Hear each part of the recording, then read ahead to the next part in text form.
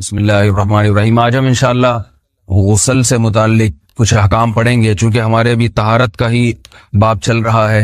غسل کب فرض ہوتا ہے اور غسل کا طریقہ کیا ہے؟ رسول اللہ صلی اللہ علیہ وسلم نے فرمایا ان اللہ لا یستحی من الحق، اللہ تعالی حق بات کو بیان کرنے سے حیا نہیں کرتے۔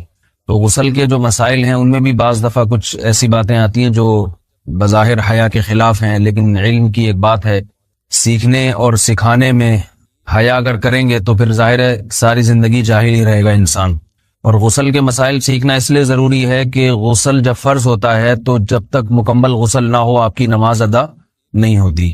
رسول اللہ صلی اللہ علیہ وسلم نے فرمایا الماء من الماء، حدیث ہے کہ غسل فرض ہوتا ہے خواہش نفس کے ساتھ جسم سے منی خارج ہونے سے۔ مرد پہ غسل کب فرض ہوگا؟ جب اس کے جسم سے شہوت کے ساتھ منی خارج ہو۔ منی بالکل سفید رنگ کی چیز ہے، ایک ہوتی ہے مزی۔ شہوت پیدا ہونے سے اگر کسی کے مرد یا عورت کے صرف رطوبت خارج ہونا شروع ہو گئی، اس سے غسل فرض نہیں ہوتا۔ جب تک مکمل شہوت پوری نہیں ہو جاتی اور مادہ منویہ خارج نہیں ہو جاتا، چاہے احتلام کی صورت میں ہو یا کسی بھی طرح سے ہو۔ مردوں کے ساتھ چونکہ یہ بہت زیادہ ہوتا ہے، نائٹ فال کی صورت میں مردوں پر غسل کی یہ صورت بہت زیادہ فرض ہوتی ہے۔ جیسے ہی بلوغت ہوتی ہے تو احتلام شروع ہو جاتا ہے، ہفتے میں 1 دفعہ 2 دفعہ 3 دفعہ، بعض نوجوانوں کو روزانہ بھی 2 دفعہ ہوتا ہے، جبکہ خواتین میں یہ والے غسل کی صورت بہت ہی کم ہوتی ہے کہ ان کو نائٹ فال ہو یا اس طرح سے غسل فرض ہو۔ ہزاروں میں کسی ایک عورت کے ساتھ ایسا ہوتا ہے۔ ایک صورت تو یہ ہے غسل فرض ہونے کی۔ دوسری صورت کیا ہے کہ جب انسان اپنی زوجہ کے ساتھ ملاپ کرے اور انٹرکورس ہو جائے، چاہے اس صورت میں ڈسچارج دونوں میں سے کوئی ہو یا نہ ہو، لیکن دونوں پہ غسل فرض ہو جائے گا، مرد پہ بھی اور عورت پہ بھی۔ یہ تو مردوں کے غسل کے فرض ہونے کا ہے۔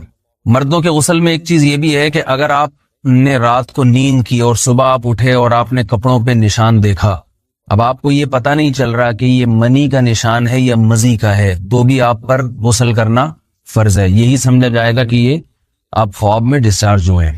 عورت پر جو غسل فرض ہوتا ہے ایک اور صورت میں ہوتا ہے کہ جب خواتین کو ایام آنا بند ہو جاتے ہیں، حیض یا نفاس سے جب پاک ہو جائیں، تو بھی ان پہ غسل فرض ہے۔ یہ تو غسل کی فرضیت سے متعلق احکام تھے۔ کچھ چیزیں ایسی ہیں جن میں غسل سنت ہے، فرض نہیں ہے۔ جمعہ کے دن غسل کرنا رسول اللہ صلی اللہ علیہ وسلم نے بہت زیادہ تاکید کی ہے۔ سنت کی 2 قسمیں ہیں، سنت مؤکدہ اور سنت غیر مؤکدہ۔ مؤکدہ وہ ہوتی ہیں کہ جن کو چھوڑنے کا اگر کوئی معمول بنا لے تو گناہ کا خطرہ ہے، اور ایسا شخص قابل ملامت ہے، اسے شریعت ملامت کرتی ہے، برا بھلا کہتی ہے۔ تو غسل سنت مؤکدہ ہے، ہفتے میں 1 مرتبہ، چاہے جمعے کے دن ہو یا کسی بھی دن ہو۔ جو مسلمان ہفتے میں 1 دفعہ بھی نہیں نہاتا، وہ کتنا ہی نیٹ کلین ہو، مگر شریعت کی نظر میں وہ قابل ملامت ہے، اسے تانے دینے چاہیے کہ شرم نہیں آتی ہو مسلمان مگر رہتے ہو بھنگیوں اور چماروں کی طرح۔ ملامت تو اسی کو کہتے ہیں نا۔ اس کی دلیل رسول اللہ صلی اللہ علیہ وسلم نے فرمایا، صحیح حدیث ہے، حق علی کل مسلم ان یغتسل کل اسبوع مرتن، کہ ہر مسلمان پر لازم ہے کہ وہ ہفتے میں کم از کم 1 مرتبہ غسل کرے۔ ہر مسلمان پر لازم ہے، چاہے اس پہ غسل فرض نہ بھی ہو۔ اور کس دن بہتر ہے؟ جمعہ کے دن۔ نبی صلی اللہ علیہ وسلم نے حکم دیا ہے کہ جمعے کے دن غسل کیا جائے۔ امام احمد ابن حنبل کا مذہب یہ ہے کہ جمعے کے دن غسل کرنا واجب ہے، صرف سنت نہیں ہے بلکہ واجب ہے، لیکن جمہور کا مذہب یہ ہے کہ سنت عمل ہے۔ غیر مسلم جب اسلام قبول کرتا ہے تو اس وقت بھی اس کے لیے غسل کرنا سنت ہے۔ جب ہم مردے کو نہلاتے ہیں تو جو مردے کو نہلائے اس کے لیے بھی خود غسل کرنا افضل ہے، سنت عمل ہے۔ عید کے دن غسل کرنا سنت عمل ہے۔ تو یہ وہ تمام مواقع ہیں جن میں غسل کرنا رسول اللہ صلی اللہ علیہ وسلم کی سنت ہے۔ غسل کا طریقہ کیا ہے؟ غسل میں 3 چیزیں فرض ہیں، منہ بھر کے قلی کرنا، ناک میں پانی ڈالنا کہ ناک کی جو نرم جگہ ہے یہ اچھی طرح تر ہو جائے، اور پورے جسم پہ 1 مرتبہ پانی بہا دینا کہ جسم میں بال کے برابر جگہ بھی خشک نہ رہے۔ یہ تو ہے فرض، یعنی یہ کام کسی نے کسی بھی طرح سے کر لیا تو غسل ادا ہو جائے گا، چاہے اس کی نیت غسل کی تھی یا نہیں تھی۔ کوئی آدمی چلتا ہوا جا رہا ہے، پھسل کے تالاب میں گر گیا، پورے غوطے کھا کے باہر نکلا، کلی کر لے اور ناک میں پانی ڈال لے تو غسل اس کا ادا ہو جائے گا. البتہ چونکہ نیت نہیں تھی لہذا غسل کا ثواب نہیں ملے گا. ثواب نیت کے بغیر نہیں ملتا انسان.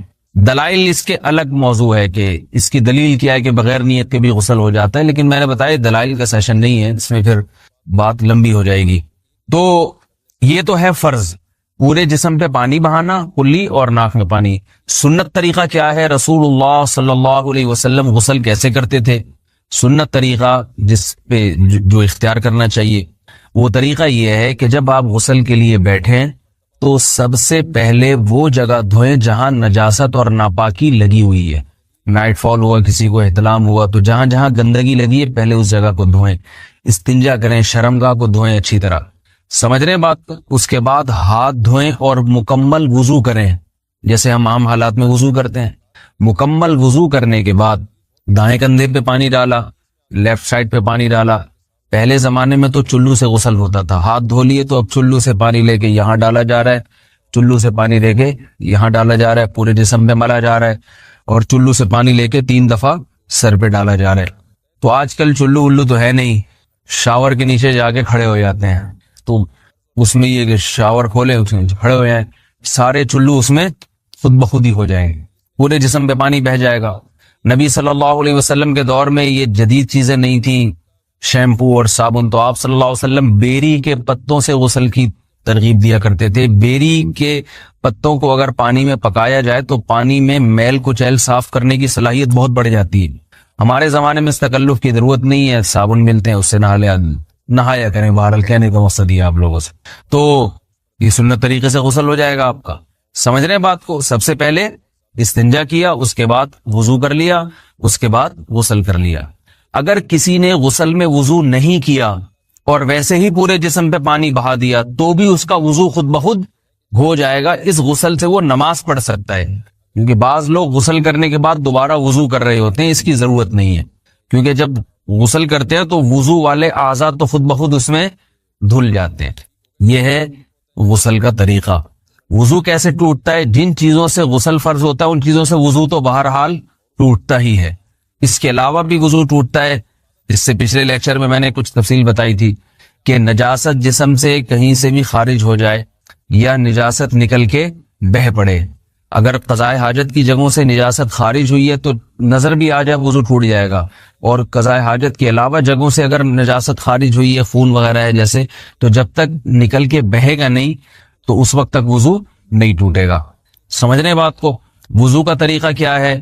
سب سے پہلے دونوں ہاتھوں کو دھویا جائے, 3 دفعہ کلی کی جائے, مسواک کی جائے, 3 دفعہ ناک میں پانی ڈالا جائے, پھر پورے چہرے کو, پیشانی یہ جو ہے جہاں سے پیشانی ہماری شروع ہو رہی ہے اور تھوڑی کے نیچے تھوڑی جہاں ختم ہو رہی ہے, اور ایک کان کی لو سے دوسرے کان کی لو تک 4 اعضاء ہیں وضو میں دھونا فرض ہیں. 1 چہرہ, نمبر 2 بازو, نمبر 3 سر کا مسا, چوتھائی سر, اور نمبر 4 پاؤں کو دھونا. اس کی دلیل قرآن مجید کی مشہور آیت ہے فَاغْسِلُوا وُجُوهَكُمْ وَأَيْدِيَكُمْ إِلَى الْمَرَافِقِ. اللہ فرماتے ہیں ایمان والو جب نماز کا ارادہ ہو تو اپنے چہروں کو اور اپنے ہاتھوں کو دھو, سر کا مسا کرو اور پاؤں کو ٹخنوں سمیت دھو. دھونے کا حکم ہے قرآن مجید میں. البتہ سر کے بارے میں یہ نہیں آئے پورے سر کا مسا کرو, بلکہ آ رہا ہے وَامْسَحُوا بِرُؤُوسِكُمْ. با کا لفظ ہے, با آتی ہے تبعیض کے لیے کہ سر کے بعض حصے کا مسا. اب بعض حصے کا قرآن حدیث میں کہیں تذکرہ نہیں ہے, تو اس میں فقہاء کرام کے اجتہادات ہیں. امام شافعی فرماتے ہیں تھوڑا سا بھی ٹچ کر لیا سر کو ہو جائے گا. امام ابو حنیفہ فرماتے ہیں نہیں, کم از کم 1/4 کا ہونا ضروری ہے. سب کے اپنے اپنے دلائل ہیں, ان دلائل میں نہیں جاتا. فقہ حنفی کو جو فالو کرنے والے ہیں تو ان کو چاہیے کم از کم 1/4 سر کا مسا, یہ فرض ہونے کے لیے ضروری. مگر سنت کیا ہے؟ پورے سر کا مسا. نبی صلی اللہ علیہ وسلم دونوں ہاتھوں کو بھگو کے پورے سر کا مسا کرتے تھے ایسے. سمجھ رہے بات کو؟ اور مسا کے جو یہ ٹیکنیکل طریقے ہیں کہ آپ یوں پہلے انگلی بنائیں, پھر یوں لے کر جائیں, پھر یوں گھما کے لائیں, پھر یوں, یہ ٹیکنیکل طریقے حدیث سے ثابت نہیں. مسا کا طریقہ کیا ہے؟ بھیگا ہوا ہاتھ لے کے ایسے پورے سر کو ہو گیا. پھر حدیث میں یہ بھی ہے کہ یوں لے جاؤ اور یہ بھی ہے کہ 2 واپس بھی لے کر آؤ, دونوں طرح سے ثابت. تو ایسے بھی کر سکتے ہیں کہ یوں لے جائیں, اور ایسے بھی کر سکتے ہیں لے کے جائیں اور پھر واپس بھی لے آئیں, دونوں طریقے جائز ہیں. لیکن کم از کم سنت اتنی ہے کہ پورے سر کا مسا ہونا چاہیے. بعض لوگوں کو شو مارنے کا شوق ہوتا ہے، اگر وہ واپس لائیں تو بال ان کے خراب ہو جاتے ہیں، کہتے ہیں یار یہ پھر مسئلہ خراب ہو جائے گا، تو پھر ایسے لوگ صرف یوں ہی لے جائیں کافی ہے۔ افضل تو یہ کہ یوں بھی لے جائیں یوں بھی لے جائیں، دونوں طرح سے صحیح ہے، بہرحال دونوں حدیث سے ثابت ہیں۔ سمجھ رہے ہیں بات کو؟ اور یہاں ایک اہم مسئلہ بتا دوں، قرآن مجید نے پاؤں کو دھونے کا حکم دیا ہے، پاؤں پہ مسح کرنے کا حکم نہیں دیا، اور حدیث میں خفین پر مسح کرنے کا حکم ہے۔ تو قرآن اور حدیث کو فقہا نے جمع کیا ہے، لہذا وہ موزے جن میں آسانی سے پاؤں دھوئے جا سکتے ہیں ان میں چاروں ائمہ کے نزدیک پاؤں پہ مسح کرنا جائز نہیں۔ سعودی عرب میں جو بعض سلفی حضرات اور یہاں ہمارے ہاں بھی اہل حدیث حضرات نے عام موزوں پر بھی جو مسح کی ایک روایت ڈال دی ہے، اسلاف میں، تابعین، تبع تابعین میں اور چاروں ائمہ کے مذاہب میں اس کا ثبوت نہیں ملتا۔ اگر اسلاف میں کوئی قائل بھی ہے تو ایک شاذ قول، اکا دکا قول ملتا ہے، ورنہ یہ ائمہ اربعہ کے مذہب کے خلاف ہے، اور جو احادیث جو نقل ہوتی ہیں صحیح سند کے ساتھ ان کے بھی خلاف اور قرآن کی آیت کے بھی خلاف ہے۔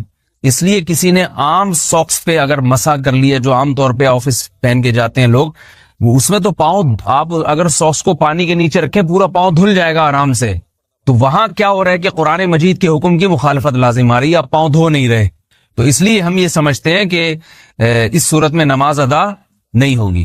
سعودی عرب میں بعض سلفی حضرات نماز پڑھاتے ہیں، وہ ایسے ہی کرتے ہیں کہ عام ساکس پہ مسح کر کے نماز پڑھا لیتے ہیں، تو فتویٰ اسی پر ہے کہ ان کی اگر کسی کو یقین ہے کہ اس نے عام ساکس پہ مسح کر کے نماز پڑھائی ہے تو اس کے پیچھے نماز ادا نہیں ہوگی، کیونکہ قرآن کے مطابق اس کا وضو ہوا ہی نہیں ہے۔ صدیوں تک کوئی بھی اس قول کا قائل نہیں رہا ہے کہ عام ساکس پہ بھی مسح ہو جاتا ہے۔ یہ ابن تیمیہ رحمہ اللہ تعالی 7ویں صدی میں اس کے قائل تھے، اور تابعین میں اکا دکا قول ملتے ہیں اس کے، لیکن شاذ قول ہیں، مرجوح قول ہیں جن پر امت نے فتویٰ نہیں دیا، اور اب سعودی عرب میں بعض سلفی حضرات اس کے قائل ہیں۔ ہمارے ہاں اہل حدیث حضرات بھی چونکہ اکثر سعودی عرب کے سلفی حضرات ہی کو فالو کرتے ہیں، تو انہوں نے بھی وہیں سے یہ فتویٰ لیا ہے۔ لیکن ائمہ اربعہ کے مذہب میں اور دلائل کے لحاظ سے دیکھا جائے تو یہ مذہب کمزور ہے۔ قرآن نے پاؤں کو دھونے کا حکم دیا، آپ دھوئیں گے پاؤں جب تک دھونا ممکن ہے۔ چمڑے کے موزے ہیں ان کو دھونا ممکن نہیں ہے اتارے بغیر، لہذا ان موزوں کے اوپر مسح ہو جائے گا، تو اس سے قرآن پر بھی عمل ہو جائے گا اور حدیث پر بھی عمل ہو جائے گا۔ اس لیے ائمہ اربعہ نے جو قرآن و حدیث کو سمجھ کے جو فیصلہ کیا ہے اس پہ چلنا ہمارے لیے زیادہ مفید ہے بنسبت آج کل کے جو علماء ہیں ان کی اپنی ذاتی آراء پر۔ اس لیے یہ بھی ایک وضو سے متعلق اہم مسئلہ تھا، سمجھ رہے ہیں؟ باقی تو ماشاءاللہ وضو کرنا سب کو آتا ہی ہے، اور وضو کے بعد دعا کیا ہے؟ کلمہ شہادت، اشہد ان لا الہ الا اللہ وحدہ لا شریک لہ اشہد ان محمدا عبدہ ورسولہ اللہم اجعلنی من التوابین واجعلنی من المتطہرین۔ اے اللہ تو مجھے بار بار توبہ کرنے والوں میں شامل کر دے اور بار بار پاکیزہ رہنے والوں میں شامل کر دے۔ توبہ اس لیے کہ میں نے ظاہری طہارت تو حاصل کر لی، مجھے روحانی طہارت بھی عطا کر دے۔ اگر میں نے گناہ کی ہوں تو مجھے ان سے بھی توبہ کی توفیق عطا فرما لے، تاکہ اس لحاظ سے بھی میرا وضو ہو جائے، اس لحاظ سے بھی میں پاک ہو جاؤں۔ سبحانک اللہم و بحمدک، نشہد ان لا الہ الا انت، نستغفرک و نتوب الیک۔